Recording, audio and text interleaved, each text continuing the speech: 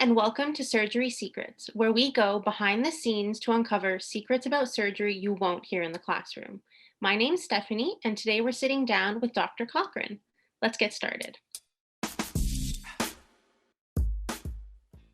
So first, we're going to start off with some quick fire short answer questions, and we're going to start off with some easy ones. So can you tell us your name? Amalia Cochran. And what's your occupation? I am a burn and critical care surgeon, and I'm a surgical educator. And where do you work? That's a great question. I'm actually on sabbatical this year. I'm just getting ready to go back to work this fall. Right. Where would you go back to this fall? No, I can't say yet. Oh, okay. Sorry. That's okay. Still Uh, getting details worked out. There's a oh, probable, but I don't know for sure.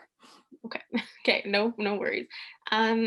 What does your job entail? As I already mentioned, I sort of wear two hats in my medical career. And the first is obviously my work as a surgical educator. And in that role, I am responsible for teaching medical students and residents who are generally rotating with the burn service or in the ICU. In addition to that, I do a lot of education research, and that's something that's been very important to me. In terms of my clinical job, I tell people that I have one of those clinical jobs where when you're the on-service person, you show up for work in the morning and you just kind of roll with how your day goes. We do a lot of critical care, and so that can become very sudden with patients having needs if they're getting acutely sick. And then we're also responsible for the operative management of burn patients from the time of their first operation all the way up through reconstruction. Great. What's your favorite color? Purple, Your favorite food? Tex-Mex, And your favorite superhero? Super Grover. I Not the answer you were expecting, right? no, haven't heard that one yet. Well, here's the thing, like, the cool thing about Super Grover from Sesame Street is that he's a superhero who doesn't get it right all the time. He flies into things, he makes mistakes. He's a very imperfect superhero, and yet his heart's always in the right place, so I think he's doing the job well. I agree. I imagine myself like that. Who is your favorite musical artist? Jason Isbell. And what's your favorite movie? Oh boy, probably Giant because I'm a Texan, and I think that that is such a great depiction of the history of Texas, even though it's a gosh, almost 50-year-old movie now. It's a very underrated movie. Yeah, Your favorite organ of the body? skin. Uh, and what's the last book you read? The last book I read and I loved and that I've been telling everybody to read is Angeline Boulley's The Firekeeper's Daughter. I'll definitely have to put it on my list. And lastly, can you recommend to me a TV show to watch? The pandemic viewing rule in my house has been that things have to be light and easy and funny and kind. And even though I know that a lot of people have made their way through all of The Good Place, if they haven't, I would really encourage them to do that because it's just silly and fun and delightful. I have not, so I have to check that out too. All right. Okay. So you passed our quick fire round. Now we're going to move on to some more nitty gritty questions. And our first question is, who is your biggest influence? I think if I'm going to say my biggest professional influence, I really have two, and they were both people who became my mentors when I was a resident and have stayed really close when I started my first faculty job. They were also my mentors because I took my first faculty job where I had done my general surgery training. But Lee Newmeyer, who is the chair of surgery at University of Florida, Jacksonville, she's a past president of the Association for Surgical Education and the Association of Women Surgeons, both of which are organizations I've now been the president of. So that's sort of a fun thread that runs through our relationship. And she has always very gracefully, particularly when I was earlier in my career, navigated the fact that we ended up becoming very good friends over time, but also that there were times that she was still definitely my mentor and I definitely needed guidance. but she's just always been an unconditional support and has been very clear and very firm when I haven't been doing things as well as I perhaps could, but has also been a great cheerleader. And then Jeff Saffel, he's now retired, was a burn surgeon at the University of Utah for many years. And the thing that I really loved about my relationship with Jeff was, again, he was someone who practices what I've heard referred to as radical candor, in terms of he could have those really hard conversations with you and you still walked out of his office not feeling like you had been beaten up or deflated or anything else, but that you were actually coming away from that conversation better. He was a phenomenal senior partner, was unconditionally supportive of my career development, which was so important to have. And I think the other thing that I really appreciated about him was my first couple of years out of fellowship, I'd be in the operating room, I'd be doing something I wasn't 100% sure of myself. The training wheels were off the bike, but we weren't quite there. And I could call Jeff and be like, hey, so do you mind coming and walking through the operating room and just taking a look at this with me? And he never said no, never, ever said no. And after a couple of years of that, I didn't do it to him often, but a couple of years of it, he said, I'm flattered when you call me for help, but you're really fine. And so having someone who you respect tremendously and have learned a lot from finally look at you and say, you know what, you've got this, is just so helpful when you're early in your career, I think. Mhm. And I can only imagine how hectic and busy school and your life would have been as like a surgical student and someone going through their training. And it's so nice to hear that you did have that, I guess, extra support and those people to lean on when you were unsure of yourself. Um, Absolutely. can you tell us maybe your most memorable moment during your training? From training, yeah. I think it actually was really a day that cemented me wanting to go into burns as my specialty. I was the third year resident in the burn unit, which meant I was the senior resident. And we had a burn call come in from Western Utah, from a pretty rural place out there. And we found out that there had been a propane explosion associated with a home and that we were getting the dad and a 2-year old and a 9-month-old who got flown to us. They showed up. Dr. Saffel and I had a long day and evening getting everyone settled in and getting central lines and making sure that all their fluids were right and all of the fancy things we do when we're doing burn resuscitations. Um, they were there in the hospital with us for, oh gosh, about another 6 weeks after their injury. There was grafting and but the whole process of recovery. The dad recovered the most quickly. The 2-year old was a little bit longer of a process. The 9-month-old was also a little bit longer of a process. Um, but they just really stuck with me because it was such an interesting experience taking care of the whole family. And mom was not injured. She had been out running errands and she was in and out of the burn unit all the time. And one of my favorite things that I remember about the family, and particularly about the 9-month-old, was that if her mom couldn't be around, if it was the afternoon and we were done with the OR and I was writing notes for the day, I would go and I would sit at the desk and I would put Liz in my lap. And she would just lay there and play while I was doing my work that I needed to get done. And man, if that's not a nice way to have a better afternoon in the burn unit, I don't know what is. And the thing that's wonderful now is that the family actually just had a 20th anniversary celebration of their injuries about a month and a half ago. Wow. And they invited me. I was unable to attend. I'm in Montana right now, and they're in Utah. But I so appreciated being remembered by them as someone that had been so important in that process. And it's been really cool to see the kids grow up. I'm sure there's instances and cases that do impact you and stay with you for, I guess, the rest of your life or a long time.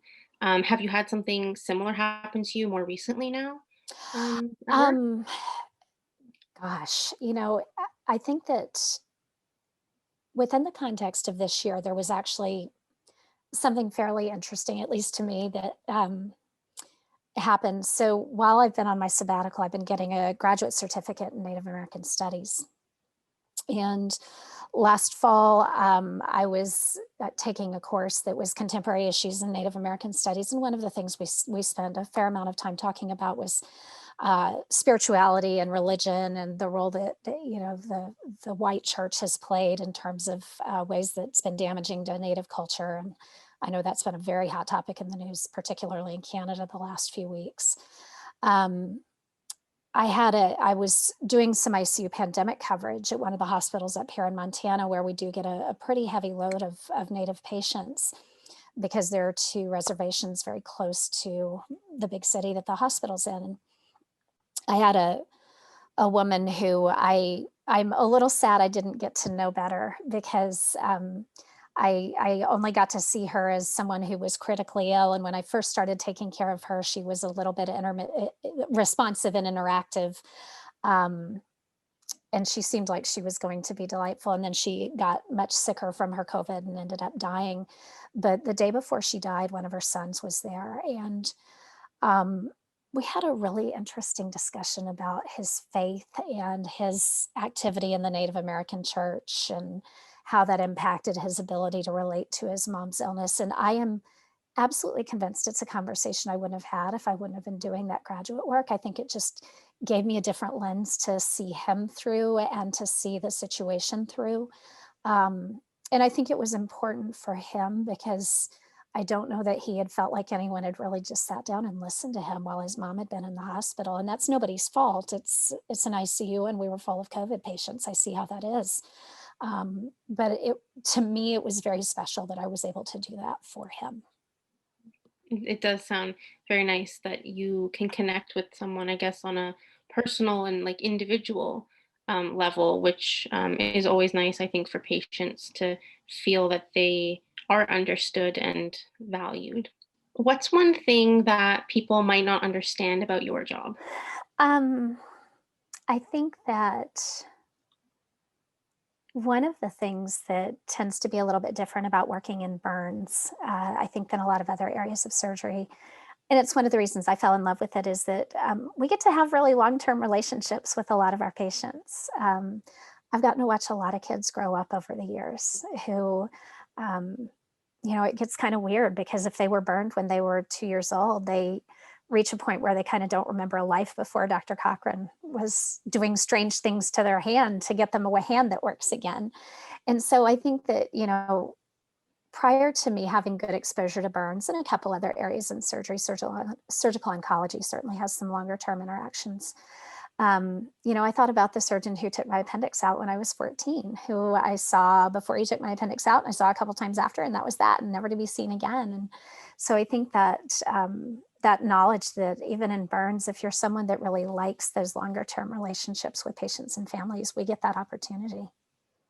Would you say that that opportunity to create those longer lasting relationships is the best part of your job, or is there maybe something else that stands out to you? It's definitely one of the really good parts of my job. I think one of the other things that I really love about burn in particular is that we are a very, very team-based specialty. And so at the end of the day, yeah, as the surgeon who's leading the team, I'm ultimately accountable. And you know, I'm the one that has to make hard decisions when hard decisions are required. Um, but I always have this really brilliant interdisciplinary team working with me and around me. And I love that. On the flip side of that, what would you say is the worst part of your job? Oh, that we have terrible outcomes sometimes. I mean, gosh, we can do really amazing things for people, but sometimes we can't. And, you know, for all the cases and all the cases I've done and patients I've taken care of who have been wonderful memories and who I'm like, yeah, this is why we get out of bed and do this. I have those patients that, you know, I have my collection of patients who I've taken care of who haven't done well and who have gone on to die. And um, that's never easy. I always tell people if that gets easy, you probably need to take a break or get a different job because you've run out of empathy. But it's an unfortunate cost of doing business in a specialty like this. I'm sure you've seen your fair share of different and maybe strange things sometimes over the years. But what is the, I guess, weirdest or grossest thing that's ever happened to you at work? I'm going to pivot your question a little bit because it's just a story that I think is kind of a funny, and it fits in with your theme for your question. And Sure. that is that um, burn cases can be very bloody and very messy. There's a lot of blood loss that goes on in burn cases. And occasionally at the end of the burn case, you are wearing the evidence of that at the bottom of your scrubs that are on your legs.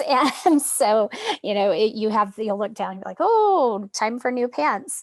And I had a practice partner who I would see after a big excision, and I would always have to look at him and say, you need to go change your pants before you talk to this family, or you're going to horrify them. They're going to wonder what we've been in here doing for the last 3 hours. Go change your pants. So when things like that happen at work, who do you tell when you go home? Like your family or your friends or I've got some professional colleagues who I know I can call when I've got a really sticky situation or something that's incredibly hard.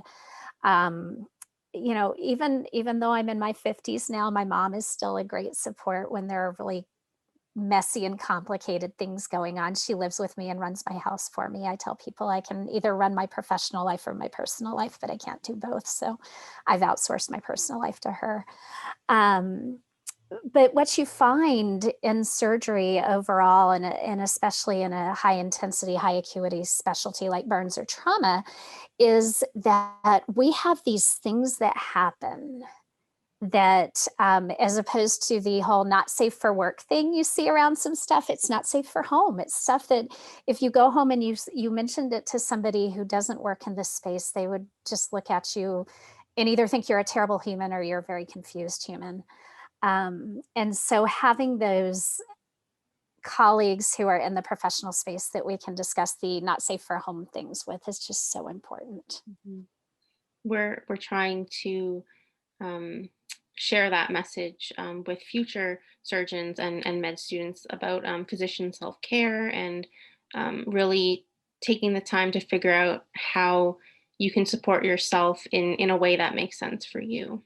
Yeah, I mean, when I was in my residency, in the US, we didn't really have work hours until 2003. And so I trained primarily in the pre work hours era. I joke about having trained in the dinosaur ages of surgery training, and that is to some degree true. But one of the things that was so wonderful that I had for most of my residency and that I still think very fondly about is my best friend in my residency class, who is still absolutely one of my dearest friends on this planet. Every evening after we would finish dinner, and sometimes we would eat dinner together, it would be she and her husband and I, and sometimes we would eat dinner separately. But after that, we would meet and take her dog out for a walk for about 45 minutes or an hour unless one of us got called in. Um, and if somebody got called in, it was obviously a no shame excuse. And if we were out walking and somebody got called in, whoever didn't get called in would take the dog home to her husband. But having that time that was just us and Scout the dog to process so much of what we were going through, I think it was absolutely crucial for both of our mental health, to be totally honest. And I still look at that and think, gosh, how lucky were we to find each other? When you were at school, then did you ever imagine that you'd be living your current life now? Oh goodness, no. There are so many things that I think I would be, I mean, if I go back to medical school, a favorite story that one of my classmates loves to tell, because he is also a general surgeon and he's a program director, so we see each other at education meetings. Our first year of medical school, we were in the anatomy lab, and I was very frustrated one afternoon. And I said, it's not like I'm going to be a surgeon. This doesn't matter. And he just loves to torment me with that some, 24 years later, because Um, I was wrong. So be careful what you say and wish for when you're in school because you just don't know. Did he did he think that you would become a surgeon? No, I mean, I think we all were pretty okay with what I thought was my planned career trajectory at that point. I thought I was going to do a pediatric subspecialty like pediatric ICU or, maybe pediatric ER. And then I got into my clinical rotations and did a pediatric surgery elective as part of my pediatrics rotation. And like, that was it. Heavens opened up, the angels started singing. And as much as I love kids and I love procedural specialties, I was like, this is it. This is what I want to do.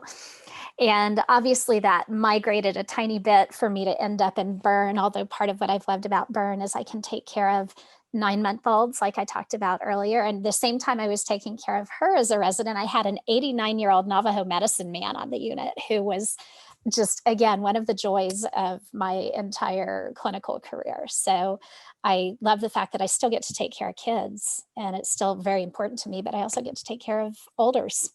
Mhm. It's a good mix of, I guess, of the two things that really speak to you. Absolutely. Kind of related to that, if you weren't doing your current job now, what career do you think you'd most likely be doing? You know, I would be in education doing something absolutely, because that's really my great love when I'm not taking care of people in a clinical setting is teaching and learning and figuring out ways to do that better. So I don't know exactly what that would look like, but it would definitely be in the education space. And speaking of education and more student learners, if you had one piece of advice to someone who might be considering your career, what would it be? Um, there are days it's going to be really hard and it's going to be really terrible, and there are days it's going to be really wonderful. I think a piece of advice that I have given, that when I gave it, it was actually targeted at college age women in particular. When I was a speaker for an event, was, you know what, figure out like what your big scary dream is that you really like, that's the thing you really want to do, and then just go for it. Just go chase it as hard as you can, because there's going to be setbacks. There's going to, the line to success and the line to progress is not a line. It looks more like this. It's very swoopy. But at the end of the day, you know, anything that's worth doing takes a lot of effort. And so why not do those things that you're really passionate about? We often think we're going in one direction and then completely change directions and end up where we couldn't even imagine. So I really, Absolutely true. I mean, I always have people that get so interested when they look at my academic background because I was a political science major in college. I've got a master's degree in international relations, and they're like, "Wait, there were some pivots here." Like, yeah, there were, but you know what? I got where I'm supposed to be, and that's what matters. well, thank you so much, Dr. Cochran, for joining us today on Surgery Secrets. It was a pleasure to have you on our series. Thank you. It was. I appreciate being invited. Like I said, anything that Dr. White is part of, I cannot say no to. And there you have it. Join us next time for another exclusive look into surgery today. Follow us on LinkedIn for new Surgery Secrets updates, and check us out on Facebook, Instagram, and Twitter. And for more information about Surgery 101, visit our website, surgery101.org. Thanks again, and we'll see you next time.